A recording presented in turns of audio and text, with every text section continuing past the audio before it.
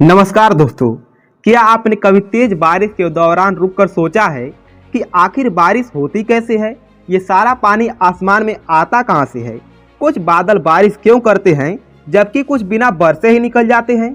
और वो एक छोटी सी बूंद जो किसी दूर के समुद्र से उड़ी थी, वह ठीक आपके सिर पर कैसे गिर जाती है?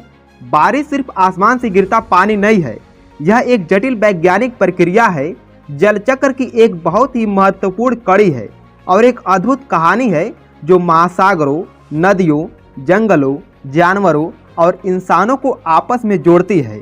बारिश के बिना धरती पर जीवन की कल्पना भी नहीं की जा सकती है।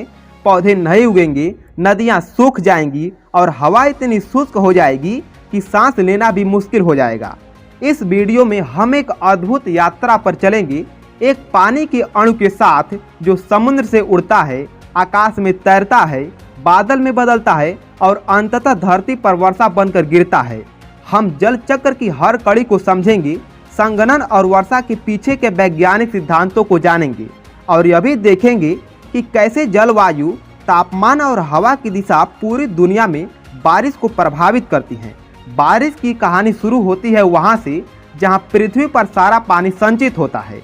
समुद्रों, नदियों, झीलों, तालाबों, ग्लेशियरों और भूमिगत जल स्रोतों में।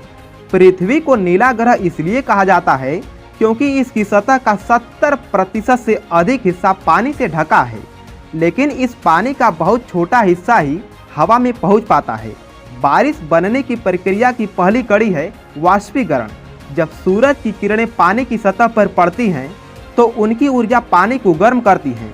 इससे पानी के अणु द्रव अवस्था छोड़कर गैस यानी जलवाष्प में बदल जाते हैं।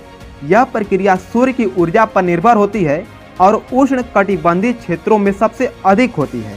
वाष्पीकरण के साथ साथ होता है उद्वाष्पन। पौधे अपनी जड़ों से पानी सोखते हैं और पत्तियों से उसे जलवाष्प के रूप में वातावरण में छोड़ते हैं। इन दोनों प्रक्रियाओं का मेल कहलाता है एवापोट्रांसपिरेशन, जो वायुमंडल में नमी का एक बड़ा स्रोत होता है। इसके अलावा मिट्टी से भी पानी वाष्प के रूप में निकलता है, जिसे मृदा वाष्पीकरण कहते हैं। वहीं जब बर्फ बिना पिघले सीधे गैस में बदलता है तो उसे उलथलन कहा जाता है।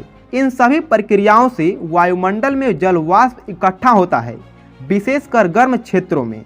जब यह वाष्प ऊपर उठती है तो वहां जाकर ठंडी हवा से मिलती है।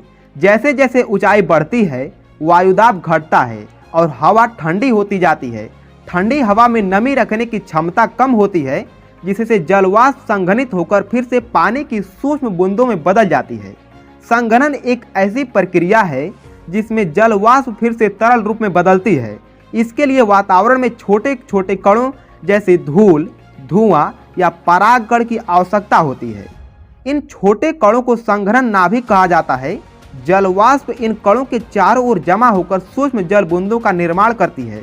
ये सूक्ष्म बूंदें मिलकर बादल बनाती हैं, जो लाखों करोड़ों बूंदों या बर्फ के क्रिस्टलों से मिलकर बने होते हैं। बादलों के भी कई प्रकार होते हैं, जैसे क्यूमुलस, स्ट्रेटस, सीरस और निम्बस। ये अलग अलग ऊंचाइयों पर बनते हैं और हर प्रकार की वर्षा में इनकी अपनी अपनी भूमिका होती है। लेकिन सभी बादल बारिश नहीं करते हैं। बारिश के लिए जरूरी होता है कि बादल की सूक्ष्म बूंदें आपस में टकरा कर जुड़ें। इस प्रक्रिया को सहसंयोजन कहा जाता है। जब ये बूंदें भारी हो जाती हैं तो हवा उन्हें थाम नहीं पाती और वे नीचे गिरने लगती है। जब ये भारी बूंदें नीचे गिरती हैं तो रास्ते में वायुमंडल के अलग अलग तापमान क्षेत्रों से होकर गुजरती है। अगर तापमान गर्म होता है तो बूंदें तरल रूप में वर्षा बनकर गिरती हैं। अगर वायुमंडल ठंडा होता है तो वे बर्फ या ओले बन जाती हैं। इस पूरी प्रक्रिया को वर्षण कहा जाता है, जब पानी धरती पर लौटता है। बारिश एक विशाल वैश्विक प्रक्रिया का हिस्सा है जिसे हम जल चक्र कहते हैं। यह प्रकृति का जल पुनर्चक्रण का तरीका है और यह लगातार चलता रहता है। जल चक्र को हम मुख्य रूप से इन चरणों में समझ सकते हैं, जैसे वाष्पीकरण या उद्वाष्पन। इस चरण में सूर्य की ऊर्जा से पानी वाष्प बनकर ऊपर उठता है। दूसरा चरण संघनन। इस प्रक्रिया में जल वाष्प ठंडी होकर बादलों का निर्माण करती है। तीसरा चरण वर्षण। इस चरण में बूंदें भारी होकर वर्षा या बर्फ या ओले के रूप में गिरती है। चौथा चरण संग्रहण। इस चरण में वर्षा का पानी नदियों, झीलों और समुद्रों में इकट्ठा होता है। पांचवा चरण अवशोषण। इस चरण में कुछ पानी जमीन में समा जाता है और भूजल बनाता है। छठवां चरण पुनरावृत्ति। इस चरण में यह चक्र फिर से शुरू हो जाता है। यह चक्र पारिस्थितिक तंत्र, कृषि, पेयजल और मौसम के पैटर्न को चलाता है। हर एक बूंद जो आप देखते हैं वो इस चक्र की यात्रा का हिस्सा होती है और संभवतः लाखों साल पुराना भी हो सकती है। वर्षा को प्रभावित करने वाले कुछ प्रमुख कारक होते हैं, जैसे कि मौसम तंत्र, वायु दाब प्रणाली, पर्वतीय क्षेत्र और मानसून। निम्न दाब प्रणाली गर्म हवा को ऊपर उठाती है जिससे बादल बनते हैं और बारिश होती है। उच्च दाब प्रणाली बादल बनने से रोकती है जिससे मौसम साफ रहता है। मानसून जैसे भारत में मौसमी हवाएं भारी वर्षा लाती हैं। चक्रवात और तूफान तीव्र गति से भारी वर्षा ला सकते हैं। वहीं पर जब नम हवा पर्वतीय क्षेत्रों से टकराती है तो वह ऊपर उठती है और बारिश होती है। इसे ओरोग्राफिक वर्षा कहा जाता है।